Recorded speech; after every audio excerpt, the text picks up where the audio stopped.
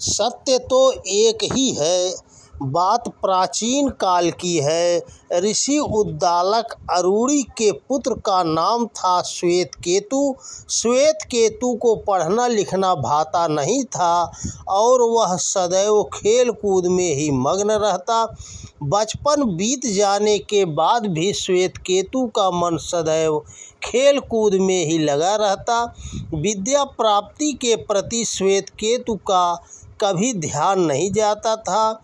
यह देखकर ऋषि अरूणी सदा चिंतित रहते और यह विचार करते कि श्वेतकेतु में विद्या प्राप्ति और पढ़ने लिखने के प्रति रुचि कैसे पैदा की जाए।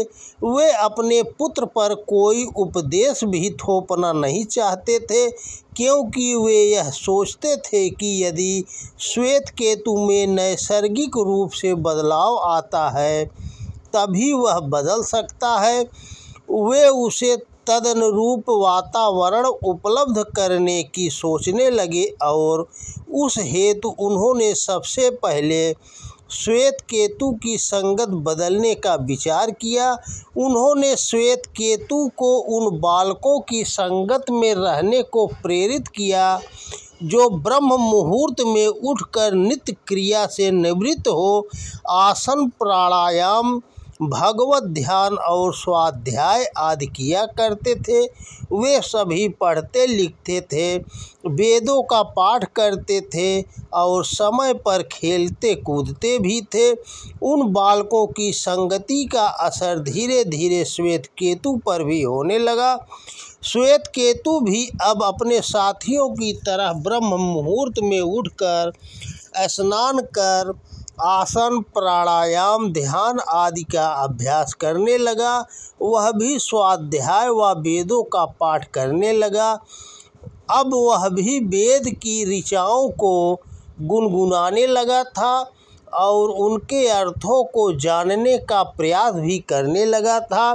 जब साथियों के बीच किसी विषय पर वाद विवाद संवाद होता तो वह उसमें अवश्य भाग लेता। श्वेतकेतु के अन्य साथी बचपन से ही वेद पाठ आदि करते आ रहे थे, इसलिए वाद विवाद संवाद में वे अक्सर बाजी मार ले जाते और श्वेतकेतु मात खा जाते। स्वयं को मात खाते देख दुखी श्वेतकेतु ने संकल्प लिया, अब मैं भी खूब पढ़ूंगा, स्वाध्याय करूंगा, वेद पाठी बनूंगा और वाद विवाद संवाद अर्थात ज्ञान चर्चा में प्रथम आऊँगा और सम्मान पाऊँगा। श्वेतकेतु की यह लालसा धीरे धीरे तीव्रतम होती गई और इसीलिए उसने पिता के समक्ष विद्या प्राप्ति और पढ़ने लिखने की इच्छा प्रकट की। पुत्र की बातें सुनकर ऋषि अरूणी हर्षित हुए, क्योंकि वे तो पहले से ही ऐसा चाहते थे। उन्होंने श्वेतकेतु को शीघ्र ही एक ऋषि के आश्रम में भेज दिया। ऋषि आश्रम में रहकर मेरा पुत्र विद्या प्राप्ति कर अपने जीवन में सर्वत्र सफल होगा, यह सोचकर ऋषि बहुत प्रसन्न हुए। ऋषि आश्रम में श्वेतकेतु की शिक्षा दीक्षा पढ़ाई आदि प्रारंभ हुई और इस प्रकार कई वर्ष बीत गए। श्वेतकेतु ज्ञान विज्ञान में निपुण व वेद शास्त्रों का ज्ञाता बन गया। एक दिन श्वेतकेतु सोचने लगा कि अब तो मैं वेद शास्त्रों का ज्ञाता बन गया हूँ, मेरे गुरुजी व मेरे साथी भी मेरे ज्ञान की प्रशंसा करते रहते हैं, अब मैं निश्चित ही शास्त्रार्थ में सबको हरा कर महापंडित कहलाऊंगा। उसे वह घटना भी याद आ रही थी जब वह वाद विवाद में अपने साथियों से मात खा जाया करता था। साथियों के हाथों मात खाने की कड़वी यादें उसे आज भी दुखी करने लगी और उसने तुरंत निश्चय किया कि वह शास्त्रार्थ में अपने साथियों को अवश्य ही हराएगा। इस प्रकार वेद शास्त्रों का ज्ञाता होने का अहंकार श्वेतकेतु के सिर चढ़ बोलने लगा। वह ऋषि आश्रम से घर पहुंचा और ज्ञान के अभिमान में उसने अपने पिता को प्रणाम करना भी आवश्यक नहीं समझा। श्वेतकेतु के आचरण को देखकर ऋषि आरूढ़ी समझ गए कि श्वेतकेतु की शिक्षा अभी अधूरी है, क्योंकि इसे अभी शास्त्रों का सिर्फ सैद्धांतिक ज्ञान ही हुआ है, आध्यात्मिक ज्ञान नहीं। वेद शास्त्रों का ज्ञान यदि जीवन व्यवहार में न उतरे, आचरण में न उतरे, तो वह ज्ञान एक बोझ मात्र ही है।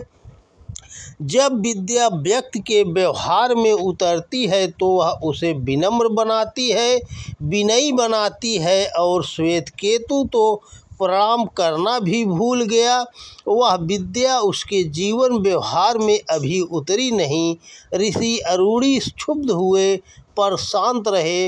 ना तो उन्होंने पुत्र पर क्रोध किया, ना तो उनके चेहरे की त्योरियां चढ़ीं और ना ही उनकी बाणी में आक्रोश आया, क्योंकि ऋषि यह जानते थे कि किसी व्यक्ति को भीतर से बदलने के लिए उसके भीतर ही बदलने का भाव उत्पन्न होना चाहिए, और उनका क्रोध करना उसके अहम को और भी अधिक भड़का सकता है।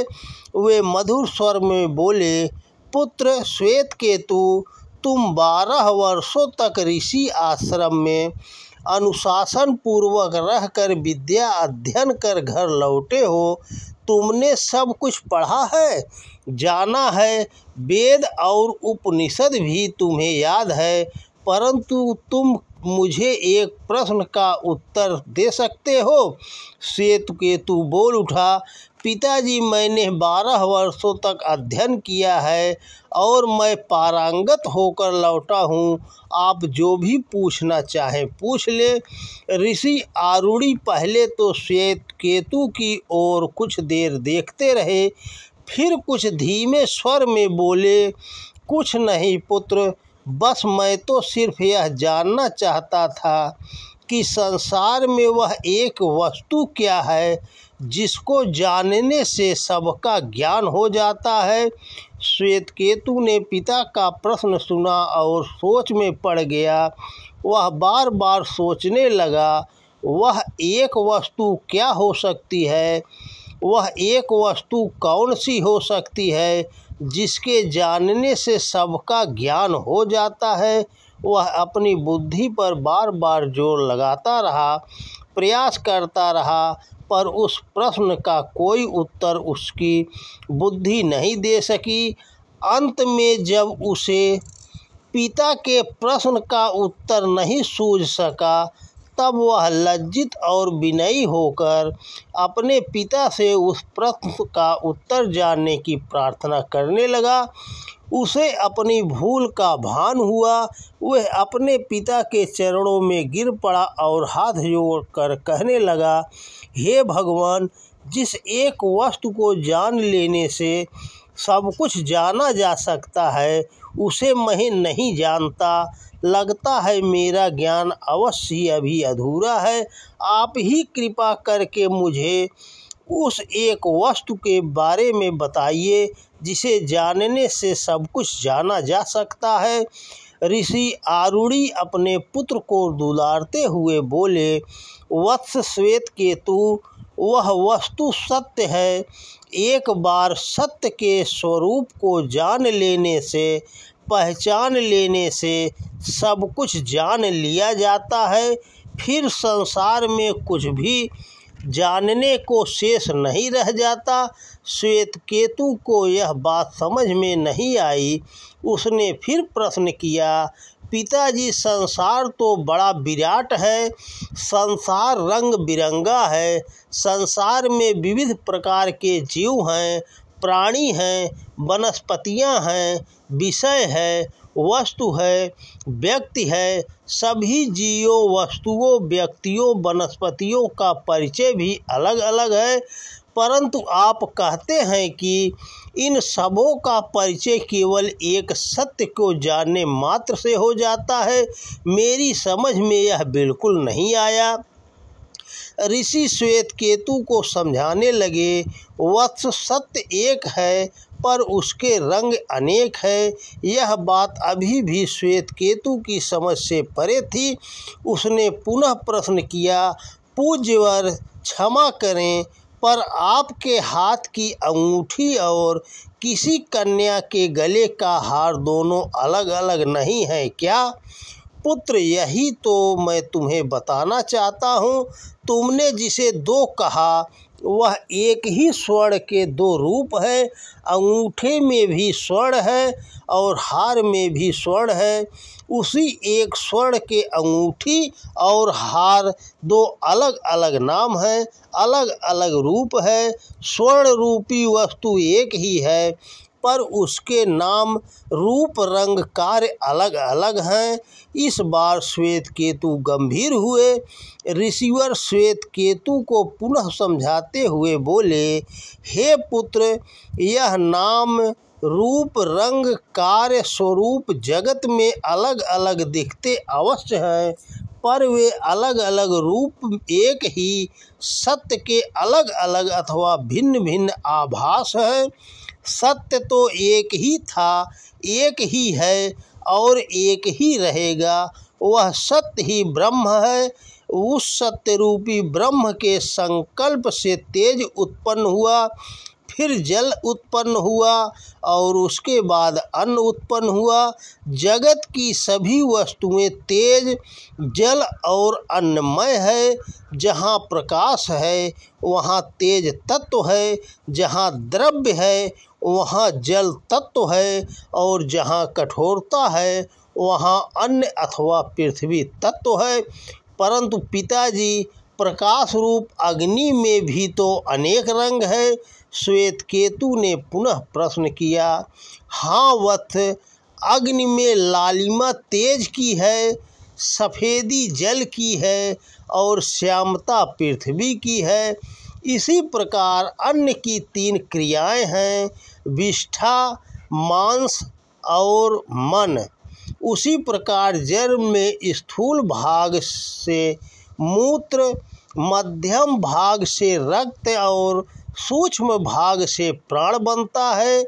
ऋषिवर ने उसे समझाते हुए बताया, तब तो पूज्यवर, मन अन्न से बनता है, प्राण जल से और वाणी तेज से। श्वेत केतु ने पूछा, हाँ श्वेत केतु, तुमने ठीक समझा है। सबका मूल सत्य ही है। अब श्वेत केतु को ऋषिवर की गूढ़ बातें समझ में आने लगी थी।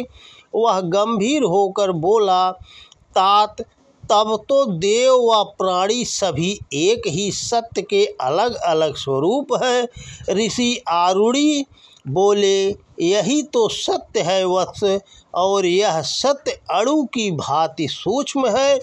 जगत में जो कुछ दृश्यमान है उसके मूल में सत्य ही है। बाहरी भेद केवल दिखावटी है, मिथ्या है। श्वेत केतु की बुद्धि अब दर्पण की भांति निर्मल होती जा रही थी और विषय की गंभीरता उसके समझ स्पष्ट होती जा रही थी। अपनी बात को स्पष्ट करते हुए श्वेत केतु बोला, तब तो देश, काल, धर्म, संप्रदाय के नाम पर संसार में जो भेद किया जाता है वह भी असत ही है न पिताजी? पिता बोले, हाँ वत्स, तुम बिल्कुल सही कह रहे हो। शहद में अनेक वृक्षों का, पुष्पों का रस होता है, पर वह रस अलग अलग होकर यह नहीं जानता कि मैं किस वृक्ष का रस हूँ। इसी प्रकार जीव की दशा है। वह सत का ही, ब्रह्म का ही अंश है, पर अज्ञान की स्थिति में होने के कारण वह सत को नहीं जानता और इसीलिए आपस में भेद करता है। तदनुरूप कर्म व्यवहार करता है और दुख भोगता है। जो सूक्ष्म है वही आत्मा है, और जो आत्मा है वही परमात्मा है, यानी सत है। यही सत संपूर्ण सृष्टि का ज्ञान है और इस सत को जानने से ही सब कुछ जान लिया जाता है। पिता के उत्तर को सुनकर श्वेतकेतु अनायास ही कह उठा, पिताजी, तब तो ईश्वर का अंश, ब्रह्म का अंश होने के कारण हम सब एक ही हैं। अलग अलग शरीरों में, रूपों में होकर भी हम सब एक ही हैं, क्योंकि हम सब उसी एक सत्य के अलग अलग रूप हैं, अंश हैं, आभास हैं।